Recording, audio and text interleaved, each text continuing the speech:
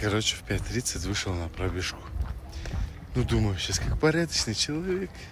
Займусь здоровьем. А вы все знаете, что я кашляю, да? Блин, так. После вчерашней процедуры чуть меньше кашля. Ну, суть не видно. Иду я, знаешь, кашляю так. И меня трясет. И вот так тихо иду и слышу прям с 5-го этажа. Или с 4-го.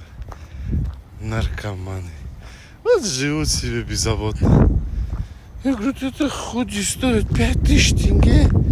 Наркоманы так себе не могут позволить. Вы что, оскорбляете меня? Про себя думаю. А внутри как черт есть. Ну так, и 5 утра станешь тоже плохой очень. Как жить, а? Кто знает, подскажите.